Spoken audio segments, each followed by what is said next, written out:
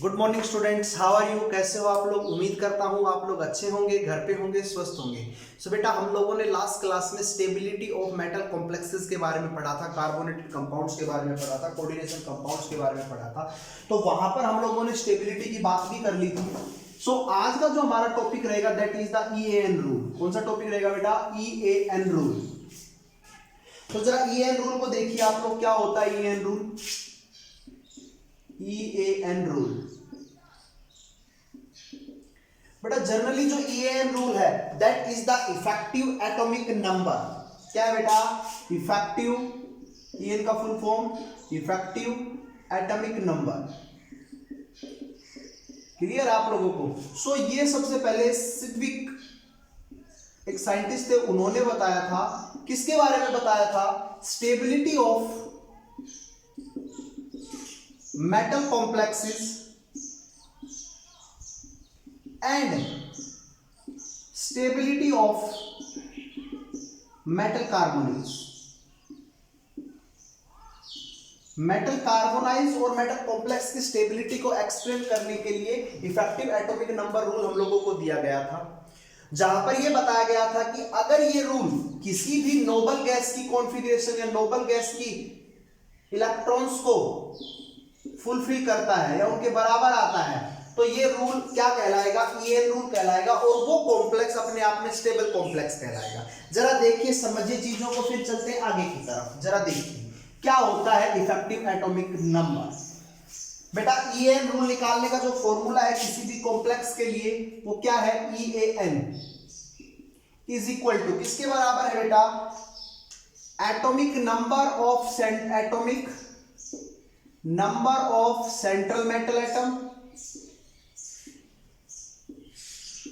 Atom minus oxidation state of central metal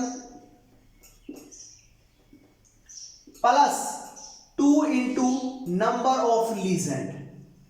और 2 क्यों लगाया मैंने यहां पर बेटा? आप लोगों को पता है, क्योंकि सर एक जो लीजेंड होता है वो दो एक पेयर ऑफ इलेक्ट्रॉन को डोनेट करता है। तो एक पेयर में कितने इलेक्ट्रॉन होते हैं? 2 इलेक्ट्रॉन्स होते हैं। तो एग्जांपल देखते हैं, जैसे एक एग्जांपल लेके चलता हूं बेटा मैं। CuNH36 3 positive, CuNH36 3 positive. तो बेटा कॉपर का एटॉमिक नंबर आप लोगों को पता है कितना होता है? 29 माइनस ऑक्सीडेशन स्टेट कितनी है? 3 प्लस 6 है तो 2 इंटू 6, तो कितना हो जाएगा बेटा? 29 माइनस 3 प्लस 12 कितना हो जाएगा बेटा? बताना। 26 प्लस 12 38। कितना आ जाएगा बेटा? बताइए इसका। 38। क्लियर आप लोगों को? तो क्या ये जो कंपाउंड है, आप लोग इस कंपाउंड को देख पा रहे हो? क्या ये कंपाउंड EAN रूल मींस ये जो 38 आया है, ये क्या किसी नोबल गैस की कॉन्फ़िगरेशन आई है? नोबल गैस का एटॉमिक नंबर आया? नहीं। में 36 आता तो वो आती है, हम लोगों को पता है जीनोन की होती है। क्लियर है? लेकिन अगर आप लोगों से मैं पूछूं कि यहां पर अगर Cu की जगह में क्या लिख दूं? Cobalt, CONH36 3 positive. जरा उसका निकालिए बेटा। कैसे निकालोगे कोबाल्ट का? बताइए। 27 ऑक्सीडेशन स्टेट बेटा कितनी है? -3 प्लस 12 कितना आ जाएगा बेटा? 36। कितना आ जाएगा बेटा? बोलिए। 36। और 36 आप लोगों को पता है क्रिप्टॉन। यहां पर बेटा 36 किसी क्रिप्टॉन की इलेक्ट्रॉनिक कॉन्फ़िगरेशन है, मींस इलेक्ट्रॉन्स जो क्रिप्टॉन के नंबर है नोबल गैस के बराबर आई है। तो इसका मतलब ये कंपाउंड EAN रूल को फॉलो कर रहा है, जबकि ये कंपाउंड EAN रूल को फॉलो नहीं कर रहा। तो इस कंपाउंड की स्टेबिलिटी ज्यादा है as comparison to this. Clear आप लोगों को? एक एग्जांपल और कर लेते हैं हम लोग, और एग्जांपल को जरा देख लीजिए। FeCN6 4 नेगेटिव, FeCN6 4 नेगेटिव आएगा कितना होता है? 26। ऑक्सीडेशन स्टेट कितनी? -2 प्लस 12 कितना हो जाएगा बेटा? बोलो। 36। तो वास्तव में ये कंपाउंड भी EAN रूल को फॉलो कर रहा है, और फॉलो कर रहा है तो ये कंपाउंड भी क्या कहलाएगा? अपने आप में स्टेबल कहलाएगा। नेक्स्ट है FeCN6 3 नेगेटिव, FeCN6 3 नेगेटिव। तो बताइए क्या ये कंपाउंड भी फॉलो कर रहा है? देख लेते हैं भाई। 26 माइनस 3 प्लस 12 आंसर कितना आएगा बेटा? बताना जरा। 35। तो क्या ये नोबल गैस की electronic configuration number of electrons को फॉलो कर रहा है? नहीं कर रहा। तो ये कंपाउंड हमारे पास यहाँ पर क्या कहलाएगा? Less stable. लेकिन अभी हम लोगों ने कल की क्लास में ही पढ़ा था कि FeCN6 4 नेगेटिव और FeCl6 3 नेगेटिव। इन दोनों में ज्यादा स्टेबल कौन सा? तो आपने कहा था सर यहाँ पर आयरन की +3 ऑक्सीडेशन स्टेट है, यहाँ पर +2 है और ज्यादा ऑक्सीडेशन वाला स्टेट वाला स्टेबल होगा।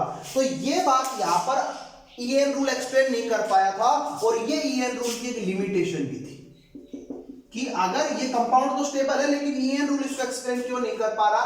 तो ये हमारे पास एक ईएन रूल की एक्सप्लेनेशन थी कि ईएन रूल काफी कंपाउंड्स की स्टेबिलिटी को अपने रूल के बेसिस के ऊपर एक्सप्लेन नहीं कर पाया था। क्लियर है? एक एग्जांपल और कर लेते हैं और एग्जांपल है मेरे पास बेटा आपकी बात AgNH32 positive, AgNH32 positive. Ag का बेटा एटॉमिक नंबर 47 -1 प्लस इसका कितना हो जाएगा बेटा बोलिए 4।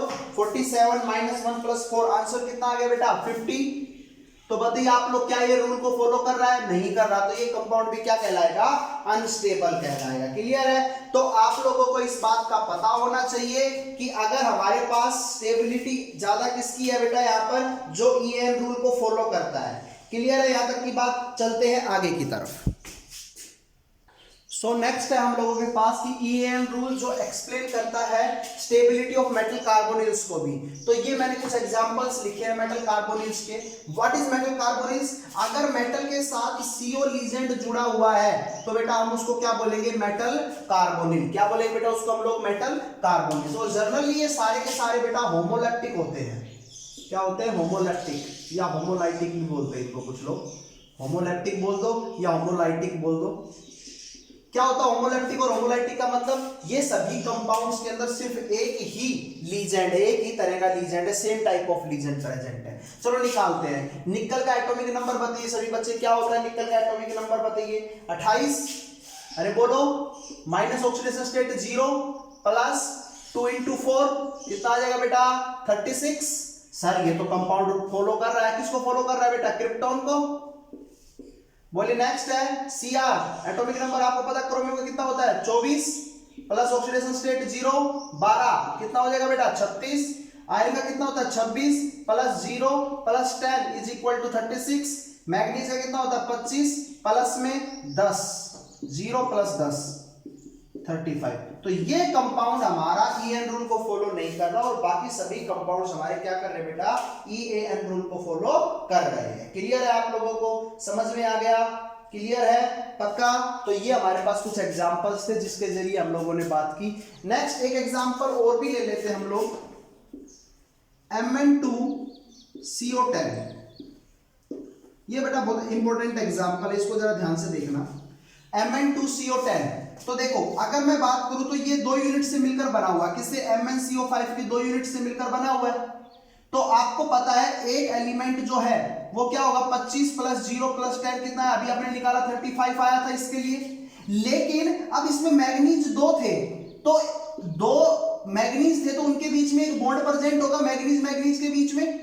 तो इस वजह से हम लोग कह सकते हैं वहां पर कि क्या होगा बेटा? वहां पर एक एक्स्ट्रा बॉन्ड प्रेजेंट है। तो इस वजह से वहां पर अब कितना हो जाएगा बेटा? 25 + 0 + 10 + 1 और आंसर कितना आ जाएगा? 36। और ये बात हम लोगों को कंफर्म करती है कि MnCO5 में जितना स्टेबल नहीं है उतना ज्यादा स्टेबिलिटी उसको किसमें मिलेगी? उसके डाइमर की फॉर्म में, Mn2CO10 की फॉर्म में। क्लियर है? तो ये बेटा हमारे पास ईएन रूल था। ईएन रूल काफी केसेस में मेटल की स्टेबिलिटी को एक्सप्लेन नहीं कर पाया था। जैसे हम लोगों ने FeCl6 4 नेगेटिव और FeCl6 3 नेगेटिव के अंदर एक्सप्लेन किया, वहीं पर FeCl4 नेगेटिव की स्टेबिलिटी को भी एक्सप्लेन नहीं कर पाया था।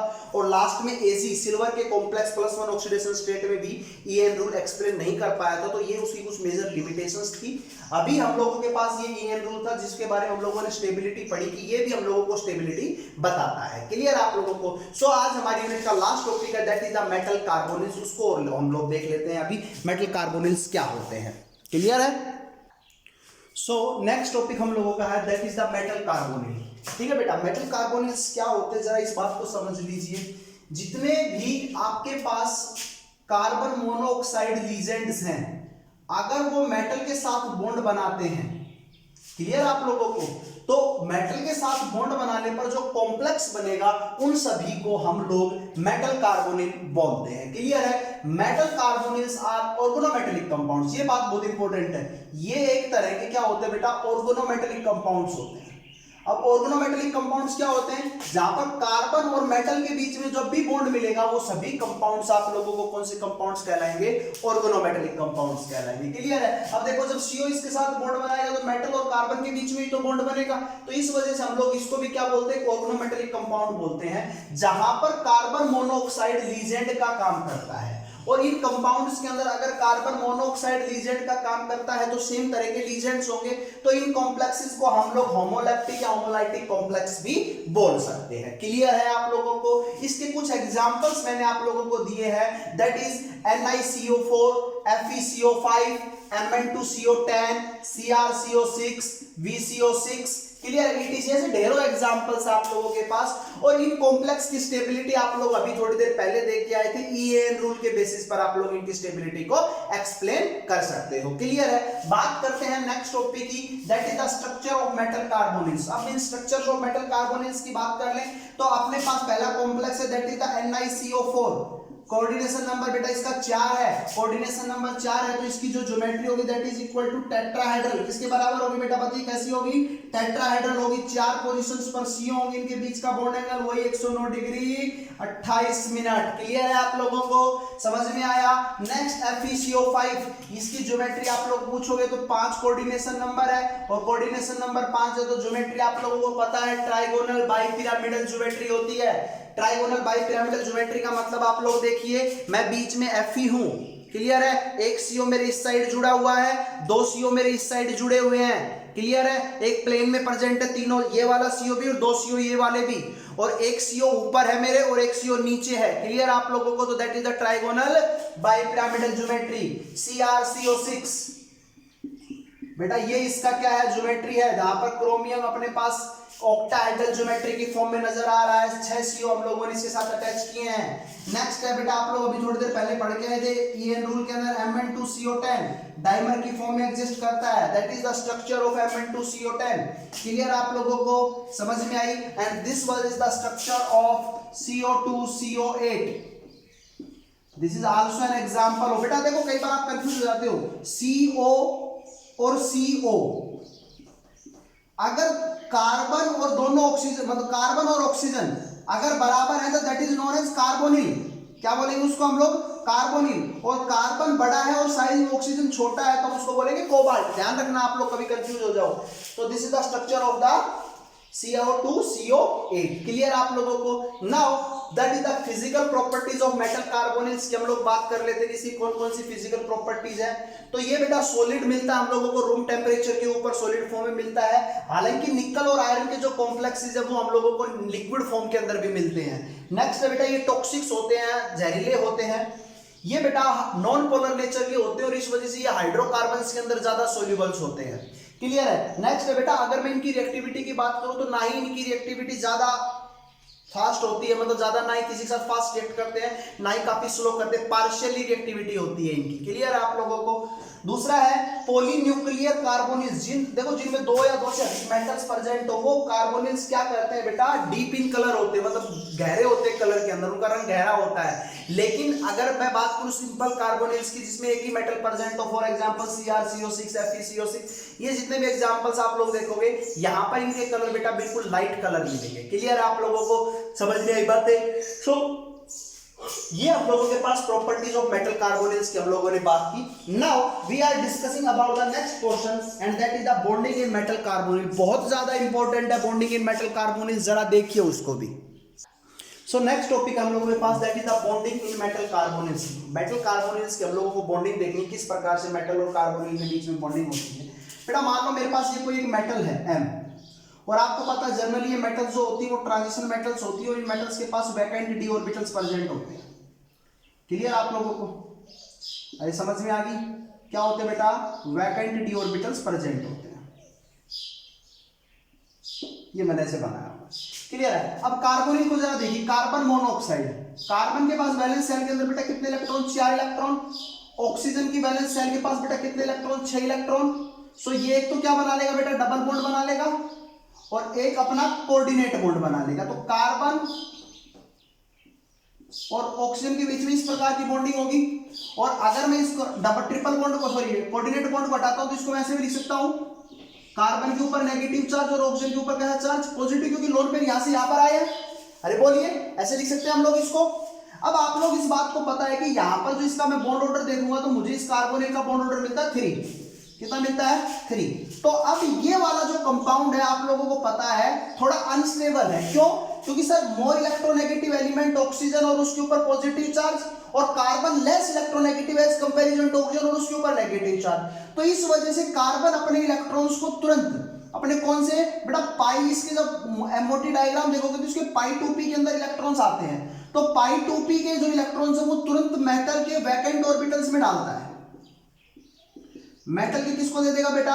वैकेंट ऑर्बिटल में। तो कार्बोनाइल ने तुरंत अपने 2p से इलेक्ट्रॉन किसको दे दिए? मेटल के वैकेंट ऑर्बिटल्स के अंदर दे दिए, और जब दे दिए तो कौन सा बॉन्ड बनाया बेटा इन्होंने? सिग्मा बॉन्ड बनाया। क्लियर आप लोगों को? सिग्मा बॉन्ड बनाया। लेकिन यहां पर क्या हुआ, कार्बोनाइल जो CO ग्रुप था उसकी जब बॉन्ड बनाया तो उसकी स्ट्रेंथ यहां पर वीक हो गई, और स्ट्रेंथ वीक हो गई तो इस वजह से मेटल क्या करती है, जरा देखिए ध्यान से समझना चीजों को।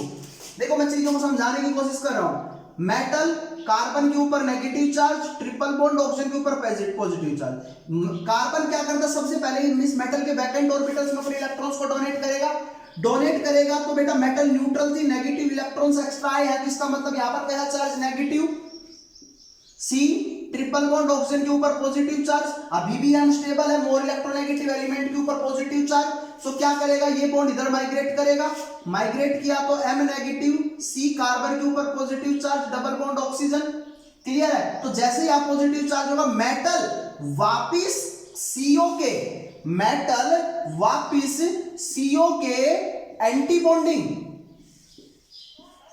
एंटी बॉन्डिंग ऑर्बिटल्स के अंदर इलेक्ट्रॉन्स को वापस भेज देती है, और पाई स्टार 2p बोल दूं जिसको। भाई गए कहां से थे? पाई 2p में गए थे, अब आए कहां है बेटा? ये पाई स्टार 2p के पास आए हैं। क्लियर है? किसके पास आए हैं बेटा? पाई स्टार 2p के पास आए हैं। तो जब इलेक्ट्रॉन्स गए थे तो कौन सा बॉन्ड बना के गए थे? सिग्मा बॉन्ड बना के गए थे। अब जब मेटल से इलेक्ट्रॉन्स वापस कार्बन के पास आ रहे हैं तो उस समय बेटा ये अब कौन सा बॉन्ड बना के आएंगे? पाई बॉन्ड बनाकर आएंगे। क्लियर आप लोगों को? तो इसी इफेक्ट को हम लोग सिनर्जिक इफेक्ट भी बोलते हैं। क्या बोलते हैं बेटा? Synergic effect. और आप लोगों ने देखा पहले कार्बोनिल का जो बॉन्ड ऑर्डर था वो कितना था? 3 था। अब जो इसका बॉन्ड ऑर्डर हो गया है मेटल के साथ बॉन्ड बनाने पर, तो इसका बॉन्ड ऑर्डर कार्बोनिल का कितना हो गया है? 2। तो बॉन्ड ऑर्डर अगर कम हो गया है तो बॉन्ड लेंथ बेटा कार्बोनिल में कार्बन और ऑक्सीजन के बीच की बॉन्ड लेंथ भी क्या हो जाएगी? इंक्रीज हो जाएगी। देखिए बेटा ये यहाँ पर ट्रिपल बॉन्ड था, बॉन्ड लेंथ छोटी थी CO के बीच में, लेकिन बॉन्ड लेंथ यहाँ पर क्या बॉन्ड स्ट्रेंथ या बॉन्ड ऑर्डर कम हो गया? 2 हो गया। इसका मतलब बॉन्ड लेंथ क्या हो जाएगी? इंक्रीज। और यही कारण है कि बहुत से मेटल कार्बोनेट्स में हम लोगों को C और ऑक्सीजन, कार्बन और ऑक्सीजन के बीच की बॉन्ड लेंथ बढ़ी हुई, इंक्रीज हुई मिलती है। रीजन क्या है? क्योंकि सर उनका बॉन्ड ऑर्डर घट जाता है यहाँ पर, और इसी इफेक्ट को हम लोग सिनर्जिक इफेक्ट बोलते हैं। जरा यहाँ से भी समझ लीजिए क्या हुआ। पहले सिग्मा बॉन्ड दिए, पाई 2p ऑर्बिटल से इन्होंने अपने इलेक्ट्रॉन इसको दिए वैकेंट d ऑर्बिटल्स में, मेटल के वैकेंट d ऑर्बिटल से इलेक्ट्रॉन वापस कार्बन के पास गए हैं। कहां पर गए हैं? जहां से आए थे वहां पर नहीं गए। कहां पर गए हैं? उसकी एंटी बॉन्डिंग के अंदर इलेक्ट्रॉन्स गए हैं, और उसके एंटी बॉन्डिंग के अंदर इलेक्ट्रॉन्स गए हैं तो उसके बाद जो बॉन्ड गए हैं वो पाई के थ्रू, पाई बॉन्ड के थ्रू गए हैं। इसकी बॉन्ड स्ट्रेंथ वीक हो जाती है CO की, मेटल कार्बन की बॉन्ड स्ट्रेंथ इंक्रीज हो जाती है। क्लियर है आप लोगों को? ये बॉन्ड स्ट्रेंथ वीक हो जाएगी और ये बॉन्ड स्ट्रेंथ इंक्रीज हो जाएगी, और इसी इफेक्ट को हम लोग सिनर्जिक इफेक्ट बोलते हैं, या बॉन्डिंग इन मेटल कार्बोनिल्स का एग्जांपल देते हैं। क्लियर आप लोगों को? सो ये मेरे पास मेटल कार्बोनिल्स भी कंप्लीट होते हैं। Now next topic is the application part of the coordination compound. जरा देखिए। No so next topic is that is the application of coordination compound. बेटा जो हमारा कोऑर्डिनेशन कंपाउंड है उसमें मेजर एप्लीकेशन उसकी कहां पर है, आप लोग हमारी डेली लाइफ में कहां उन चीजों को पढ़ रहे हो। तो सबसे पहली बात करते हैं कि बेटा remove the hardness of water. आपको पता हार्ड वाटर के अंदर कैल्शियम और मैग्नीशियम आयन प्रेजेंट होते हैं, कैल्शियम और मैग्नीशियम आयंस प्रेजेंट होते हैं। तो इनको आप लोग अगर रिमूव करते हो तो आप लोग वहां पर क्या करते हो? कोई भी कोऑर्डिनेशन कंपाउंड ऐड करते हो, और वो कोऑर्डिनेशन कंपाउंड इसके साथ क्या करता है? कॉम्प्लेक्स बना के इन आयंस को बाहर निकाल देता है। क्लियर है? तो आप लोग यहाँ पर इसके अंदर भी remove the hardness of water के अंदर आप लोग मेजरली इनको यूज कर सकते हो। क्लियर आप लोगों को? सो नेक्स्ट हम लोगों के पास एग्जांपल इन मेटलर्जी। बेटा अभी आप लोगों ने मेटलर्जी यूनिट पढ़ी थी और वहां पर आप लोगों ने कॉम्प्लेक्स बनाया था। The process is known as the MacArthur forest cyanide process, जहां पर आप लोगों ने गोल्ड और सिल्वर मेटल्स को एक्सट्रैक्ट करने की कोशिश की थी, साइनाइड प्रोसेस। क्लियर है? तो वहां पर भी आप लोग इस कॉम्प्लेक्स कंपाउंड्स का, कोऑर्डिनेशन कंपाउंड्स का बहुत ज्यादा यूज कर पा रहे हो। नेक्स्ट है प्यूरिफिकेशन ऑफ मेटल। बेटा नेक्स्ट है मोल्ड प्रोसेस। निकल मेटल को प्योरीफाई किया था आप लोगों ने मोल्ड प्रोसेस से, जहां पर एक वोलेटाइल कॉम्प्लेक्स बनाया था। क्लियर आप लोगों को? तो वो भी आप लोगों को याद है, तो वहां पर भी आप लोग देख रहे हो कि कोऑर्डिनेशन कंपाउंड का कितना ज्यादा यूज है। क्लियर है? नेक्स्ट है क्लोरोफिल। आपको पता है बेटा, जो पेड़ पौधों के अंदर ग्रीन कलर का पिगमेंट होता है, दैट इज द क्या होता है बेटा, वो बोलिए क्लोरोफिल। और क्लोरोफिल के अंदर मेनली क्या होता है बेटा, मैग्नीशियम मेटल के कॉम्प्लेक्सेस होते हैं क्लोरोफिल। नेक्स्ट हीमोग्लोबिन का रेड कलर किसकी वजह से होता है बेटा, बोलो आयरन मेटल की वजह से। तो ये हीमोग्लोबिन जो कि कॉम्प्लेक्स है वो किसका बेटा, आयरन मेटल का कॉम्प्लेक्स है। विटामिन B12 बेटा आपको पता है साइनो कोबाल्ट अमाइन भी बोलते हैं, कोबाल्ट मेटल का कॉम्प्लेक्स होता है विटामिन B12। तो ये सब कॉम्प्लेक्सेस हैं। कैटलिस्ट बेटा, एक कैटलिस्ट मैं आप लोगों के सामने लिख रहा हूं, ClP थ्राइस। क्लियर है बेटा? इस कैटलिस्ट को हम लोग विल्किंसन कैटलिस्ट बोलते हैं। तो हमारे पास ऐसे ढेरों कॉम्प्लेक्सेस हैं जो क्या करते हैं बेटा, एज ए कैटलिस्ट का काम करते हैं। क्लियर है आप लोगों को? और कैटलिस्ट का मेजर वर्क क्या होता है, किसी भी रिएक्शन को कंप्लीट करवाना without participating in the reactions. They also provides the, क्या प्रोवाइड्स कराते हैं बेटा, एक तो उसको सरफेस एरिया प्रोवाइड्स कराते हैं, दूसरा उसकी जो एक्टिवेशन एनर्जी है उसको क्या करते हैं, वो कम करते हैं। नेक्स्ट है फोटोग्राफी। बेटा फोटोग्राफी के अंदर हम लोग सिल्वर ब्रोमाइड का यूज करते हैं, AgBr का यूज करते हैं। और AgBr की जो फिल्म होती है बेटा, AgBr होती है, कंटेंट होती है, उसको हम हाइपो सॉल्यूशन के अंदर डालते हैं तो एक कॉम्प्लेक्स बनाते हैं, और NaBr हम लोगों का अगेन बाहर आ जाता है। तो इस वजह से हमारी जो पहले आती थी ना जो रील आती थी कैमरे के अंदर डलती थी, वो इस प्रकार से वहां से फोटो निकलती थी, AgBr। फोटोग्राफिक मेथड के अंदर कौन सी कॉम्प्लेक्स यूज किया जाता है, तो आप कहोगे AgBr।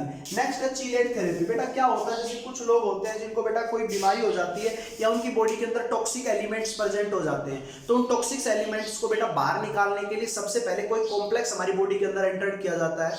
तो वो कॉम्प्लेक्स उस टॉक्सिक एलिमेंट के साथ कॉम्प्लेक्स बनाता है, चीलेट बनाता है, एक रिंग लाइक स्ट्रक्चर बनाता है चीलेट, समझ में आया? और उसको वहां से क्या निकालते हैं बेटा, वो बाहर निकाल लेते हैं। क्लियर आप लोगों को? तो इस प्रकार से बेटा सिस्प्लेटिन एक बहुत अच्छा एग्जांपल है। स्ट्रक्चर देख लीजिए सिस्प्लेटिन का, that is the PT NH3 Cl and Cl, this is known as the cisplatin.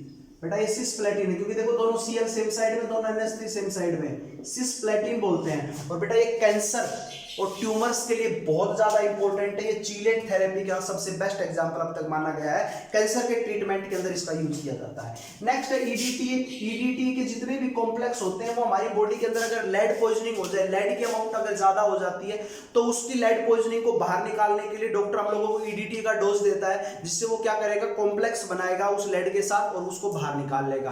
Clear आप लोगों को? तो ये हम लोगों के पास कुछ डेली लाइफ के एग्जांपल्स जो हम लोगों ने देखे कोऑर्डिनेशन कंपाउंड्स के एग्जांपल्स हैं। सो बेटा मेरी तरफ से आपकी ये कोऑर्डिनेशन कंपाउंड यूनिट खत्म होती है। मैं आप लोगों को नोट्स प्रोवाइड कर चुका हूं, अभी इसके मैं एनसीईआरटी के क्वेश्चंस और कॉन्सेप्चुअल क्वेश्चंस आप लोगों को और भेजने वाला हूं। सो प्लीज उनको पढ़िए। After then we will start the organic chemistry, और उसकी 2 क्लास सिर्फ बेसिक क्लास होंगी। क्लियर आप लोगों को? सो बेसिक क्लास के अंदर सभी बच्चों को सारी वीडियो जरूर देखनी है, प्लीज पढ़ना है आप लोगों को। Okay, thank you, have a nice day.